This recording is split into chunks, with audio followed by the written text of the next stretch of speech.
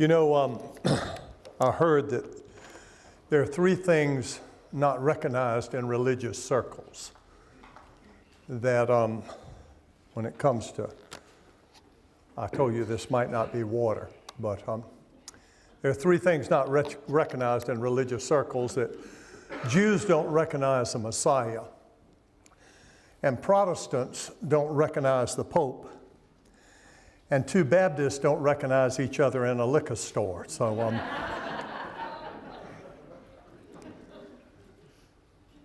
but I am glad to be here again tonight. My name is Charles Hook.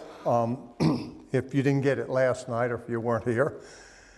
But we've been speaking on the book of Ruth, and there are several things that I've enjoyed about coming here. One is just getting to eat some of your food, and that's been real nice, and getting to know some of you. I can't always remember names. It's easier sometimes. You recognize faces, but sometimes names are harder to come by. And sometimes you don't recognize people. I told you also that I was a Clemson guy, and for years,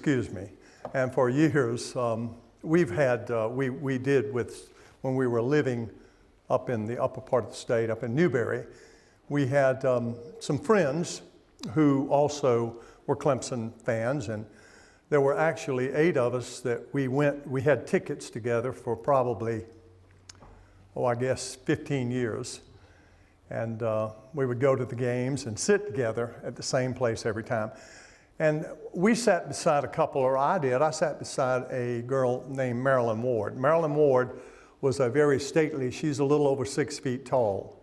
And so she was very stately, and you could see Marilyn coming, and you knew where she was. But it just so happened that one of the games that we were going to, I was going with my wife, and we usually went together, but my son and my daughter were going with us too, and so we needed to get 2 more tickets. So I told Rogers, I said, son, you and I will get some tickets and sit somewhere else. We'll let Mama and our daughter Lynn, we'll let them sit with our friends. So we did that, and we sat way behind them. And anyway, at halftime, I said, why don't we go over there and speak to everybody, just because we hadn't seen them yet. And anyway, we came up behind them, and I said, just be quiet, because people had gone out during halftime to get drinks and things like that. And I could see Ann sitting there, my wife Ann, and I could see Marilyn beside him. She was so stately and tall. And so I went up behind her, and I said, Rogers, just be quiet. And I sat in the seat behind her, and I reached up, and they were sort of talking, and I reached up, and I grabbed her and pulled her back in my lap. She sort of fell back in my lap, and I leaned over, and I kissed her right on the cheek. And I looked down, and I had never seen that woman before in my life. She's still laying in my lap. And I said, you're not Marilyn. She's back there, and she says, no, who are you? I said, well, Marilyn sits here every week. She said, I'm a friend of Marilyn. And she gave tickets to me and my husband. I said, your husband's here? She said, yeah, he went downstairs to get drinks. I said, please don't tell him what I've done. And I pushed her back up. And she said, oh, no, I'm not going to. She said, he's been begging me for years to come to one of these games. He told me how exciting they were, but I never understood till now. So anyway, I'm a hugger, and if I kiss the wrong person, you'll know what's happened. But anyway, we're in the book of Ruth, and tonight we're going into a special section. It gets a little risque, as a matter of fact, a little dicey as we see something happening and unfolding in this book. And so we're going to head into that. But as I like to do, just because if maybe you weren't here, we'll go back and sort of talk about these first couple of chapters that we've been over. The book of Ruth is 4 chapters, and We've been doing one a night, and this is the third night, so we're in the third chapter, and we'll conclude tomorrow night, and it is a special chapter also. But anyway, in the first chapter, we call that Ruth's repentance. And remember, Ruth was a Moabite, and one of the things about a Moabite, they are a Gentile, and a Gentile is someone who is not a Jew. Everybody who is not a Jew actually is a Gentile. So Ruth is from the tribe of Moab, the Moabites, and they were a very historically a hated tribe by the Jews. As a matter of fact, a Moabite could not be in the assembly of the Jews. And this woman named Naomi and her husband Elimelech, things got tough in Bethlehem, and they take off and they leave Bethlehem and they go to Moab, thinking things will be a little better, with their two sons. Their two sons marry Moabite women, which also is probably, but there probably weren't any other women to marry, so they married Moabites. And then the husband dies, Elimelech, and eventually, after about 10 years, the two sons die too. And Ruth and Naomi and the other daughter-in-law named Orpah are left alone. No children, no husbands, no way of support. Naomi hears that things are better back in Bethlehem now, after all these years, that the house of bread, so to speak, is improved and things are coming back. So she decides it's best to go back there because there's nothing she has left in Moab. And Orpah and Ruth both decide to go with her. And then, of course, along the way, Naomi turns back and says, go back home. It's really not going to be good for you. You're Moabite women. Go back to your family. Go back to your God. Go back to your land. And Orpah decides to do that. But as we remember, Ruth just hangs on and says, I'm not going to go back. And so Ruth comes along, and she actually leaves her old life behind, this Moabite life, and she actually decides to now follow a new God. She actually begins a new life with the God of Abraham and Isaac and Jacob, the Jehovah God, the one God. And she's lived with this family long enough that I assume that she has been indoctrinated into a fact or come to the fact through God's Spirit that this is the true God. And she wants to stay in that. So she goes back with Naomi. And at the end of chapter 1, Naomi comes back to the land of Bethlehem. Interestingly, that's where Jesus Christ is going to be born too, isn't it? But she comes back to the land of Bethlehem and she says, I've come back empty. I went away full, and in the last verses she says, I've come back empty. And the women there said, oh, this is Naomi. And she says, don't call me Naomi anymore, which means pleasant, but call me Mara, which means bitter, because the Lord has treated me harshly. And she is bitter at this point. She comes back, and they've lost the main things in life. They have no food, and they have no family. They've sold their land when they left, which they could do, but they have no way to buy it back. Now, under the Jewish law, they were allowed to buy their land back if they could do that, or a relative could buy it back for them if he or she were able to do it and willing to do it and were kin to them. And we call that person a redeemer kinsman. And actually, we came to the second chapter and we met this guy who is a redeemer kinsman. His name was Boaz. And we have this odd couple, Ruth and Naomi. They're searching for family, and they're searching for food, and they're searching for a place, and they just happen to come back at the right time. It's the barley harvest. And we talked about God's providence in this, that God, even though Naomi couldn't see it, and she's bitter, and she doesn't understand it, God's working in it all along.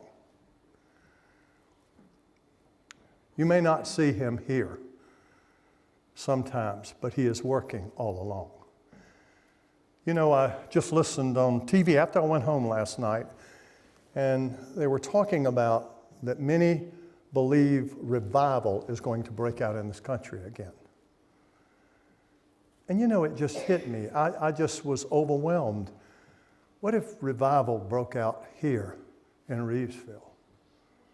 What if God had that plan here? And the right hearts were here. And the right call was here. God in his providence is working behind the scenes sometimes, and we just don't see him. But also we saw in the second chapter God's protection.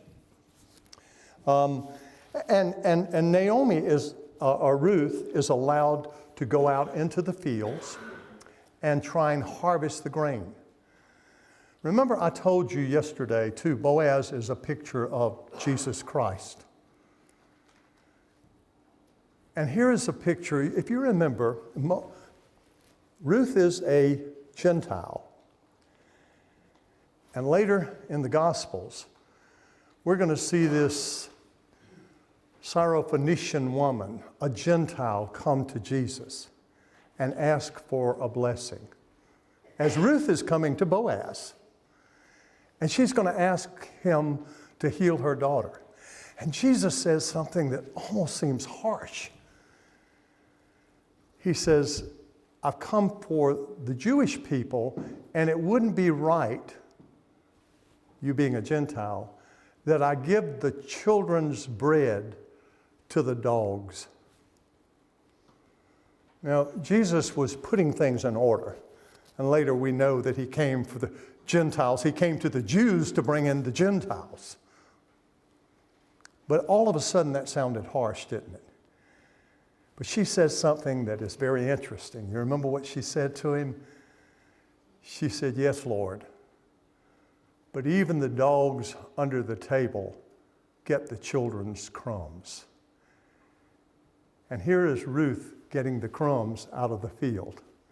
A picture of Boaz. And what is Boaz saying? Drop some extra ones for her.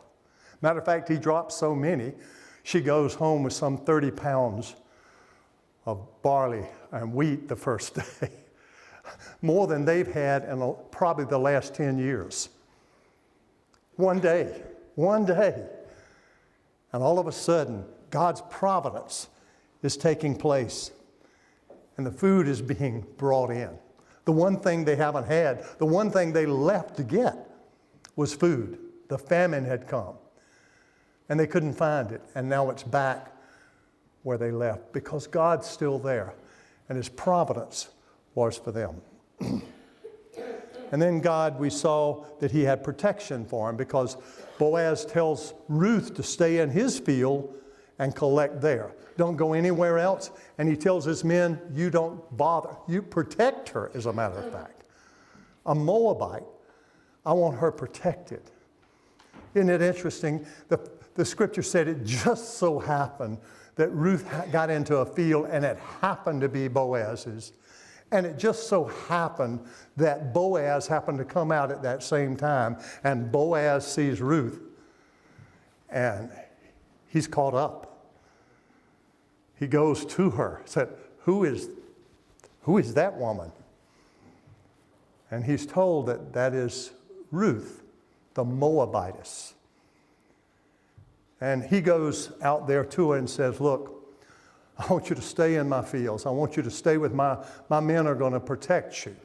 So there's protection offered. And then we find out that in the middle of that, God has a plan. Because Ruth goes back home and tells Naomi, she says, where did you go today? She said, well, I happened in this field of a man named Boaz. And Naomi, who's been bitter, is now excited. And she's saying, whoa, that man's kin to us. That is a redeemer kinsman. He can redeem the land for us. All of a sudden, things have turned around. God's providence and God's plan is working. So that brings us to the third chapter. And in the third chapter, we're going to, as we've done this before, we're going to read through this, and I'm going to try and lead you through it. and then maybe bring some principles out at the end that we might see. But this is an exciting book, let me tell you. And God's love is so evident in this chapter and the next chapter that I don't want us to miss it. I hope you go away from here even sensing how powerful His love is for us. This is where it goes. It says, one day, Naomi said to Ruth, "My daughter, it's time that I found a permanent home for you so that you will be provided for." Now, you remember when they came in the first chapter, what did it say? It was the beginning of the barley harvest. Well, the barley harvest would have lasted about 3 months. So they've been there probably some 3 months, and the barley harvest is coming to an end. We're going to find that today. Matter of fact, they're going to be winnowing the barley that day. And so Naomi's saying, the food's been coming in. This has been good, but we need something more. We can't just keep living like this. And it's time that I find something for you, my daughter. We've got all the food we need, but we don't have family yet. We don't have the land back. So Boaz is a close relative of ours, she says, and he's been very kind by letting you gather grain with his young women. Tonight, he will be winnowing barley. Well, this is sort of the end of the harvest, so when they winnowed barley, and winnowing meant there was a threshing floor where you threshed and you crushed the grain out, and then you got the seeds and you winnowed them. And winnowing, you took a pitchfork, and the men did this, and you threw it up in the air. You got up on a platform near a hill where the wind would blow across, and you threw the wheat up or the barley up, and it blew the chaff or the husk away, and then the wheat fell back down to the ground. So they are doing this. They brought in the harvest, and they are winnowing it, and they are throwing it up and down. So she says, they were winnowing barley at the threshing floor. Now, listen to this. This is Naomi. Now, do as I tell you. I got a plan. Naomi's got a plan. And you know what? There's an old saying they used to tell us over in Manning. Before you sell the barn, make sure you paint the door. Well, Naomi's getting ready to sell Ruth or present her to Boaz. So she says, I've got a plan. Here's what I want you to do. Do as I say. Wash and put on perfume and dress in your best clothes. Then go to the threshing floor, but don't let Boaz see you. Women could come to the threshing floor, but at night they left. They might help serve food and things like that. The men did the threshing and the winnowing. But you could go in, but I want you to leave. And don't let Boaz even see you're there, she says, until he has finished eating and drinking. They had some of this too up there, you know. He's going to feel better, she says, after having a good meal. I feel better coming over here. And I just drank iced tea, but I feel good. And he says they're going to be drinking a little wine, and they're going to be roasting that barley, and he's going to be feeling good because the crops come in. He's a rich landowner, and all of his people are around it. And he says, just go there. Because what they would do, the men would do, they would pile up the barley or the grain, and then they would sleep around it to protect it. And because the animals might come in, or raiding tribes would come in once they knew you had grain. And if they took that, you were going for the year. So to protect your property and your barley or your wheat, you slept around it till you got it bagged and put in safe places. So she said, they're going to be there tonight, but they're going to be feeling good because they've got the crop in, which is a good time to have it in. And said, then I want you to do those things. And she says, but be sure to notice where he lies down, then go over and uncover his feet and lie down there. I think that's interesting. Now she's setting up. This is pretty interesting. This is PG-13 at least, maybe a little more. She's saying, I want you to go in, find out where he is, lie down, and he will tell you what to do. Uncover his feet. The word uncover is a sensual thing. Uncovering his feet was a sensual act. Wait till he's asleep, wait till he's out, and you go down there, uncover his feet, and lay down there at him. But she did say this, be sure and notice where he lies down. You may be at the wrong man's feet, you know. You don't want to do this. That'd be sort of like Jacob and Leah. You remember? Jacob thought he was going to bed with Rachel and woke up with Leah, her sister. He said, you don't want to do that. Be sure you notice where he lies down and you go there. I will do everything you say, Ruth replied. So she went down to the threshing floor that night and followed the instructions of her mother-in-law.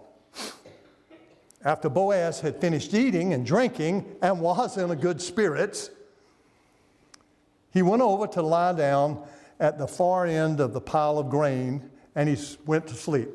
Sort of went away on a corner there, which was pretty good anyway. He was a little secluded. And anyway, then Ruth came quietly. Now think this. All the women have gone, but Ruth is hiding in a corner over there, waiting for the lights to go out. You know her heart's got to be beaten out of her chest here. And she's waiting for him, and she's eyeing him and looking at him. And this is the man that Naomi says, I want you to go to. And anyway, it says, then Ruth came quietly and uncovered his feet and lay down. Around midnight, let me go back. Do you realize something that I passed over a minute ago? I told you this is a picture of Christ in here. I hope you see that. We're going to see it more and more in the next chapter. But Naomi gives Ruth some interesting instructions. She says, I want you to wash.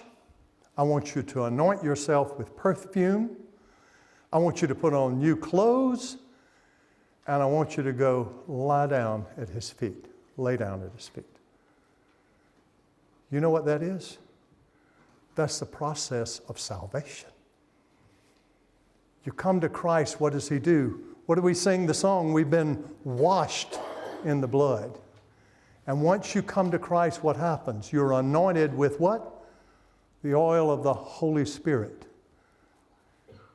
And then you get the new clothes of righteousness, the righteous clothes of Jesus Christ. And then you come and you lay down at his feet, submissive to him. All of that caught up in this little passage. Here is Ruth going through this. About midnight, something startled the man. Well, his feet are uncovered for one thing. I guess got a little cold in there. When my feet get uncovered, I wake up some nights, you know. When my wife pulls the cover away from me, you know, and I pull it back, you know, this is a battle we do. And anyway, something startled the man. He turned, and there was a woman lying at his feet. I like this next line. I got tickled thinking about it. I'm sure he sort of raises up and says, who are you? Now, I thought he could probably say this one of three ways. He could be angry and say, who are you? Or he could be startled and say, who are you? Or he could have looked there and said, with a whisper, who are you? Who is this sitting down at my feet?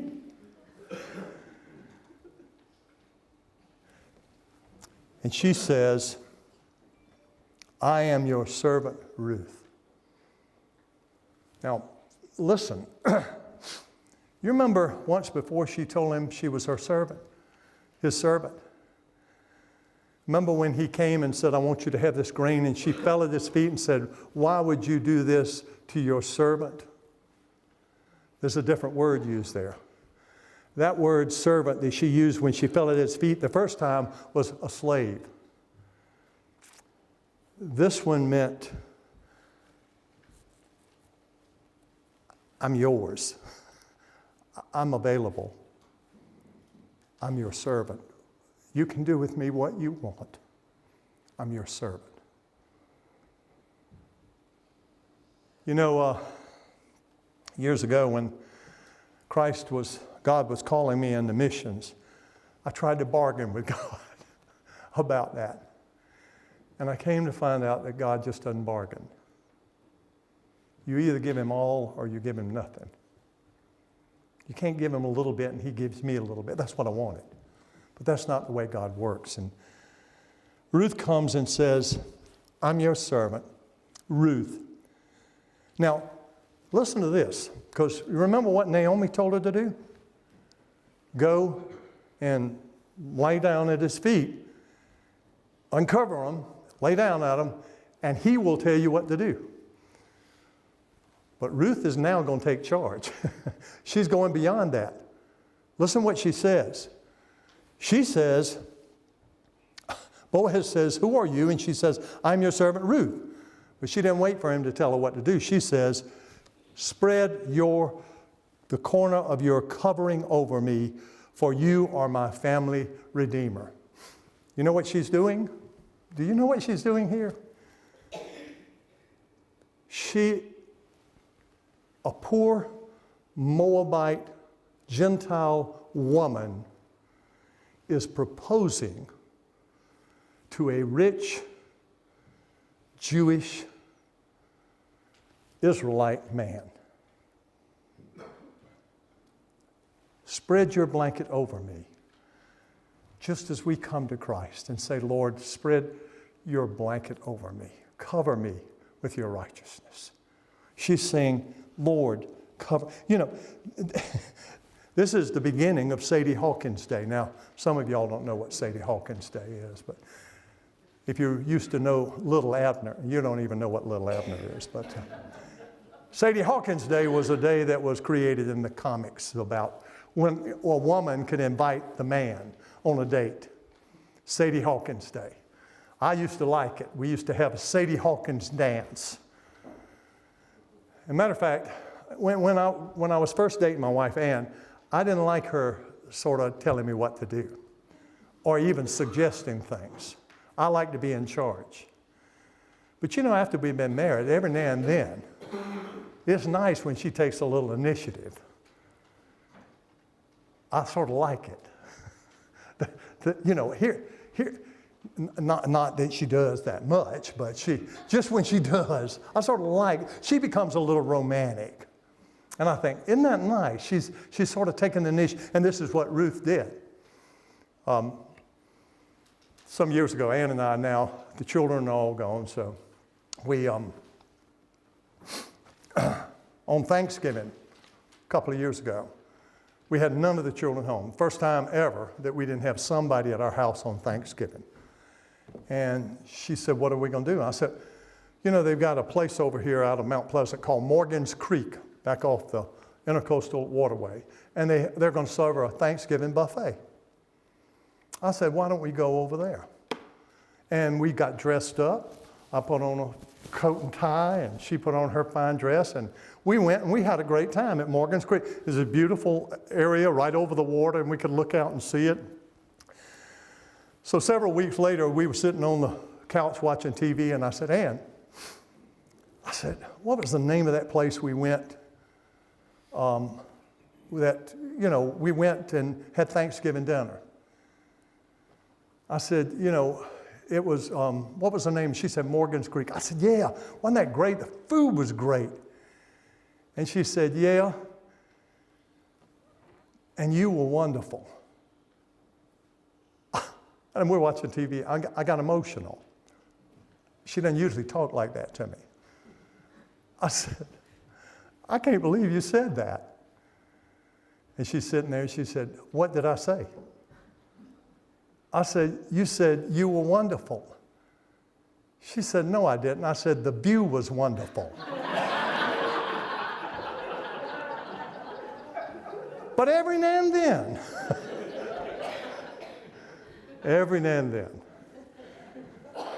It's just that good day.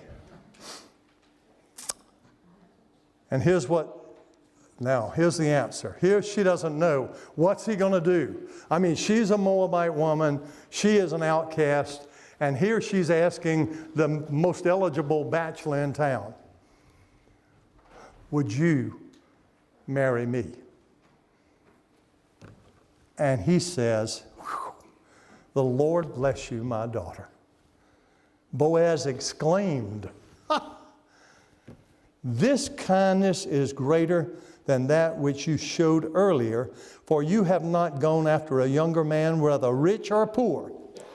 Now don't worry about a thing, my daughter. I will do whatever is necessary. All the people of my town know that you are a woman of noble character. Let me tell you something interesting here. You know, in our Bible, the books are in a certain order. But in the Hebrew Bible, they're not in that same order. They were put in different ways.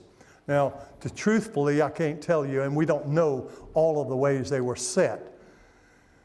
But most scholars say that that Ruth is further back in the Bible of the Old Testament books. But right before the book of Ruth is the book of Proverbs. And do you know what the last chapter of Proverbs talks about? Who can find a noble woman?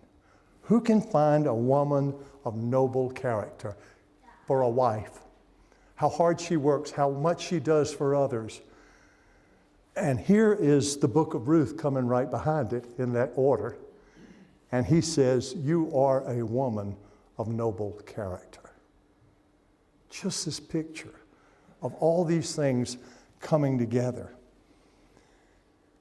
And everything's going great. This is a good place to end it. Whoa, this is good. But then he says, here comes the zinger. Wait a minute. There's another man. But while it is true, he says, that I am one of your family redeemers, there is another man who is more closely related to you than I am. Stay here tonight, and in the morning I will talk to him. If he is willing to redeem you, your land, very well, let him marry you. But if he is not willing, then as surely as the Lord lives, I will redeem you myself. Now lie down here until morning. Now, I will bet you this. Boaz lays back down and Ruth lays back down. I'll bet you neither one of them close their eyes. You know what she knows? By tomorrow, I'm going to have a husband, one way or the other. It's going to either be this man I really love, or it's going to be some man I don't even know. But by tomorrow, he's already said, I'm going to have a husband. Now, you have to understand, too, in Jewish tradition, a woman would have never asked the man. That was decided between the groom-to-be and the father of the bride. And many times she didn't even know it till it was done, as maybe in the case of Mary and Joseph. But here is Ruth taking that initiative and asking him, and he says, it's going to happen, but there is somebody ahead of me that is closer to you as a relative than I am. He's a closer kinsman redeemer, so to speak. But I will see him in the morning. And we're going to get to see that exciting story tomorrow. But he says, then Boaz said to her, So Ruth lay at Boaz's feet until morning, but she got up before it was light enough for people to recognize each other. For Boaz had said, no one must know that a woman was here at the threshing floor. It's not going to look good for you, Ruth, so I want you to be hidden. Stay here hidden, but in the morning I'm going to get you out of here. Nothing immoral went on here. I want you to know. This is the beauty of this story. Nothing immoral went on.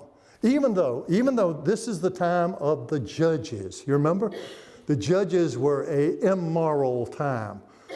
The men had relations with the Moabite women before. And all of this was a bad time. Remember what it said in Judges? In those days, every man did what was right in his own sight.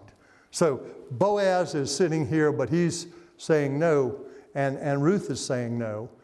And this is a very good relationship. Then Boaz said to her, "Bring your cloak and spread it out." He measured 6 scoops of barley into the cloak and placed it on her back. Then he returned to town. Now, he had to even place it on his back. 6 scoops of barley, according to some of the records, would have weighed about 75 pounds. Ruth is a pretty tough woman here. But he had to help. He said he placed it on her back. She's going home with 75 pounds of grain. And he placed it on her back, and he said, then he returned to town himself. When Ruth went back to her mother-in-law, Naomi asked, "What happened, my daughter?" And Ruth told Naomi everything Boaz had done for her. And she added, now listen, the narrator left this out till right now, because Boaz told her something else when they were together. But Ruth waits till now, or the narrator waits till now, to give us this line. He gave me these 6 scoops of barley, and he said, and here's what is added in, don't go back to your mother-in-law empty-handed. Whoa, whoa, whoa. Do you remember in the first chapter what Naomi said when she came back? I went away full and I have come back empty. God's providing. And he says, do not go back to your mother-in-law empty-handed. She comes back with 75 pounds of grain. Then Naomi said to her, just be patient, my daughter, until we hear what happens. The man won't rest until he has settled things today. So all of a sudden, in one quick order, things are happening. And tomorrow we'll see what happens today. The beauty of this is, these are the last 2 words that Naomi and Ruth are going to speak. I want you to see something else too. I want you to see that there is, the word kindness is used in this text. We've already used it 3 times. It was used in the 8th verse of the 1st chapter, kindness. It was translated over kindness. And in the 2nd chapter, in the 10th verse, it talks about your kindness to me, Boaz. Ruth talked about that. And then in this passage, Boaz talks about in the 3rd chapter, in the 10th verse, he says, Ruth, everybody knows about your kindness. The Greek word or Hebrew word that was used here is hased. Hased. And hased doesn't have a one-word translation. You can't translate it into English because it's far more than any word we have. It's translated kindness, but it incorporates far more than that. It incorporates love, and it incorporates mercy. It incorporates kindness. It incorporates purity. It incorporates protection. It's just a single word when he says this kindness has come. And this is a picture of God's love. Do you see? It's a kindness. It's a love that cannot be explained in that way. And when it comes into people, you know what happens? It pours out of them. We see it going into Ruth and it's pouring out. We see it going into Boaz and it's pouring out. This kindness is coming from God, and when his love comes into us like that, it has to go out. And so as we see this, we see that God's love is patient in this story.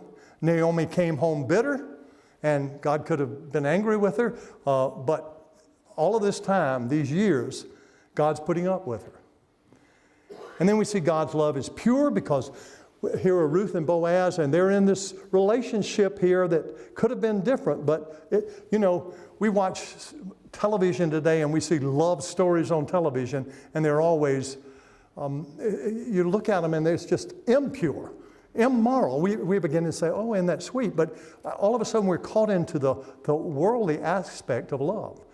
And here is this purity that comes with Ruth and Boaz. And then God's love protects. So many things could have happened to Ruth. I mean, so many things. You just watch God's providence and how it happens. You know, when my wife was growing up, she lived in a little town called Turbeville. And I lived in Manning. And when she was in the 4th grade, their house caught on fire, had no insurance, and her mother got a job in the town of Manning.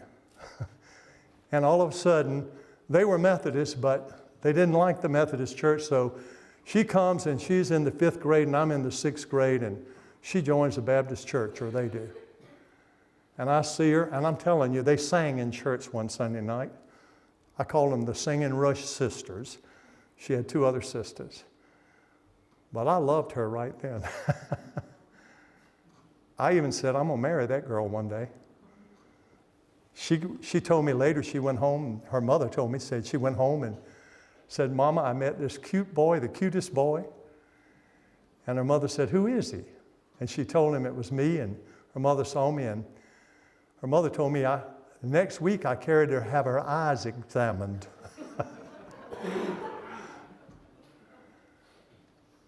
But you know, God in His providence, all of a sudden we saw bad things happening, but God in His providence. And I thought, how all those things came together, and my son standing up here wouldn't have happened. God in His providence had all these things planned a long time ago. And God's love provides food and family. All of a sudden, Ruth has no food, but she's got plenty, and Naomi. And she's got family coming on. All of a sudden, God's brought these things. The very things they went away hunting, they now have. And you know, God's love comes into us, and it changes us. There's some meaningful words written in a small churchyard in Olney, England, where the composer of a great hymn of faith is laid to rest. I read about these words, and my wife and I traveled there to see our daughter, and while we were there, I went to find this graveyard where this composer of faith is buried. And he wrote his own epitaph. And we found the churchyard and all these tombstones out there, and we were hunting around, and my wife located this tombstone. But inside the church there where he used to preach, but outside I found his tombstone, and I found that inscription he had written, his epitaph that he wrote himself. It said, John Newton, clerk, once an infidel and a libertine, a seller of slaves in Africa, was by the rich mercy of our Lord and Savior, Jesus Christ, purchased, pardoned, restored, and appointed to preach a faith he had long labored to destroy. So changed was John Newton's life by the love of Jesus Christ that he wrote Amazing, Amazing the Grace. How sweet the sound that could save a wretch like me. And that same love, that provisional love, that providence is here for everyone here tonight. And I hope you know it. And I hope you don't leave here without knowing it, if you don't. Right where you are, right now. That God would just open your heart to Him. And He may have other things for you to do. You just don't know. Maybe revival is to start here in Reevesville. Maybe this is not just a meeting, but this is the beginning of God's hand working as He did with Ruth in this story. And tomorrow night, we'll find out the conclusion.